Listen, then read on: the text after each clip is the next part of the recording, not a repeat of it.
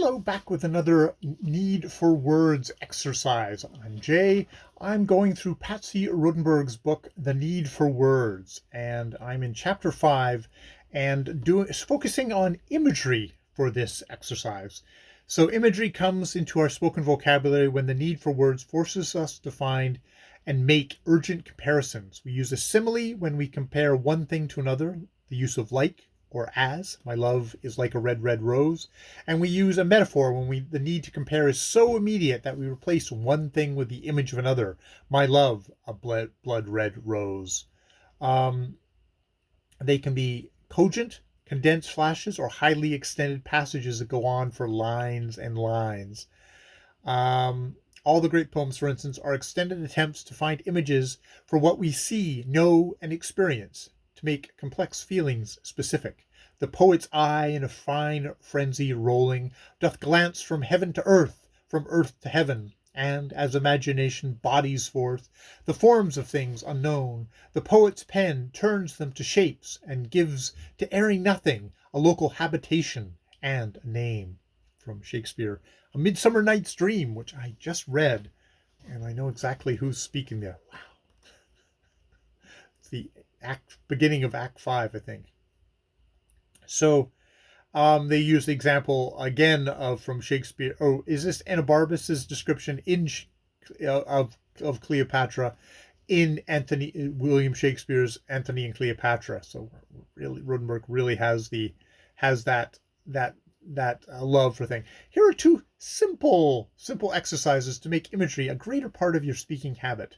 Describe a feeling solely through imagery by using simile and or metaphor. Don't identify the subject of the feeling, e.g. love or hate, but convey it only as a means of apt words and phrases.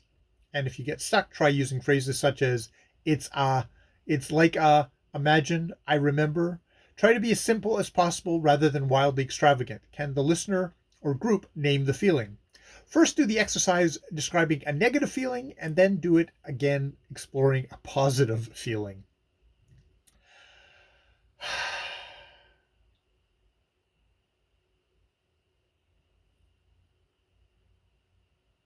It's like being on fire, burning. The blood rushes through your body at full speed.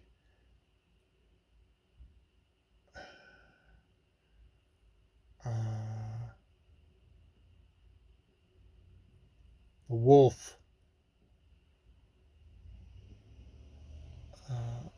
lunging in front.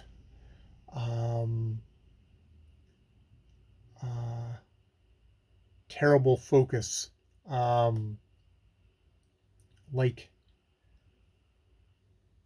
Like a miser being robbed.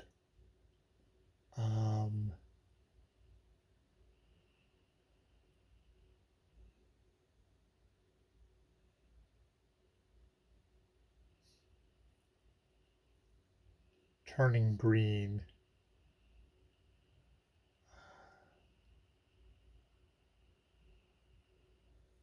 Fire in your veins as you consider it. Seeing red. But yeah, the miser, the it's like being robbed, but robbed of your very heart. It's like being robbed, but being robbed of your heart, and seeing the criminal running away, laughing at you, and your heart's laughing at you as well. How's that? That was me trying to do jealousy. And then love. Oh, fuck. Okay, I guess I'm not going to do love because I just said it out loud. That's a little bit too direct of a metaphor.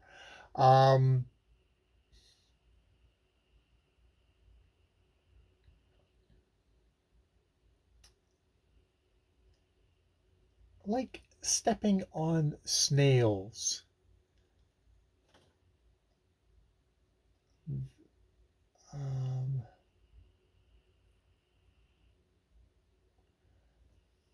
being dipped, immersed in oatmeal, in moldy, being dipped in moldy oatmeal. Um,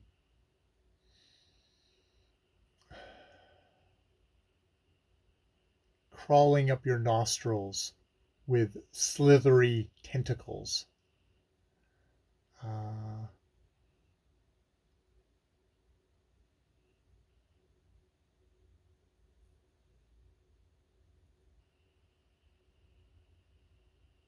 Tied up and blindfolded, and what is it? It's like sloughing off your skin. It's like I think this is trying. Okay, yeah, there's me trying to do slimy, and I don't think I'm doing a good job of it. I don't know if that's a feeling. That's not really a feeling. That's a sensation. What's a feeling? Like the ringing of a bell, like the sun bursting upon the sea, and this on the in the bursting up from the mountain to mountain and shining everywhere, um, like children dancing together in an open field, green open field. There, that's joy. There's joy for you. So yeah, that is the simple exercises of trying to do a off the very top of my head, trying to do imagery. And they've got a thing here of here's one student writer describes a student writer describing how they watch the rain. The colors swirl and mix, light turning to khaki, then to blackness, disappearing down the drain, swallowing the day. Just like depression. The watercolor sky with too many washes now lies limp, pale, soggy gray paper, utterly lifeless. The rain spills down, collecting in dark pools, changing from crystal to muddy brown, there to stagnant like old emotions. Which is, this is very much a thing of describe something and then just invest it with emotion, which that is what a lot of fiction writers do. When if I was going to say, if I was going to be saying like, oh, this is going to be a joyful scene, I would have it was a beautiful, bright, sunny day, the sun clanging merrily in the sky. Children were laughing and playing in the park opposite. Dogs were gambling around thing, and Bill Bill felt okay. Bill stood in the middle of it and just drank it all up, feeling the sun on his skin, the delightful laughter of children, tickling his ears. So that kind of thing. I guess that is a use of imagery. It is definitely a powerful tool to use to communicate, and to communicate stuff that you don't want, maybe you don't have to say out loud. You can use the imagery itself to communicate your points, which is actually not a bad thing for fiction writing, is saying like, how can I describe this book without saying baldly it's a joyful book. You can say stuff about, you can describe scenes from the book that give you that sense of the imagery, you give you a sense of the mood of the book. If it's going to be The Impossible Lives of Greta Walls, it would be describing how men are dying of AIDS in 1985. They're going off to wars in 1918 and 1941. People are walking around the streets wearing influenza masks. There is the clothes are extremely formal in 1941. There are police patrolling the streets.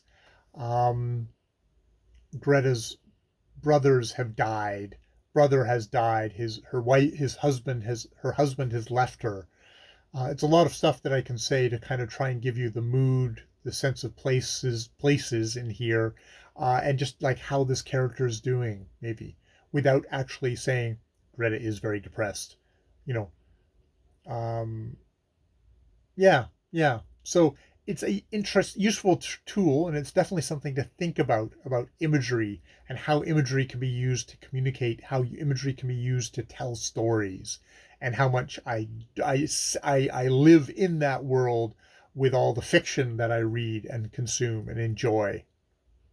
And very much because I'm reading books, there's text where there's descriptions versus I have to kind of remember to mention that in reviews of movies or in talking about TV shows. It's like, well, what was the cinematography like? What was the music choices like? To kind of give you that idea of what's going on in this movie and how this movie made me feel. Is a good way to do that is to describe what it was doing, which also leaves it open to an audience, the rest of the audience to go, "Oh, that made you feel that way, but actually, that your description of it makes me feel this way." If I can actually do that correctly, so yeah, that is my vocal video for today. And oh god, the next one is going to be telling a story, which is yet again, I think Patsy. I mean, part of this is she's trying to train you up to be a storyteller. Part of being an effective speaker is to be a storyteller. But oh, I think people have it takes a lot of energy and it takes a lot of focus and a lot of reserves to be that person, for the regular folk. For somebody who is really into who can really just click with this immediately, I think the storyteller is a strong part of why someone is quite compelling as a speaker, as someone on camera talking. All right, I've been Jay. This has been my vocal video for this week. More videos later.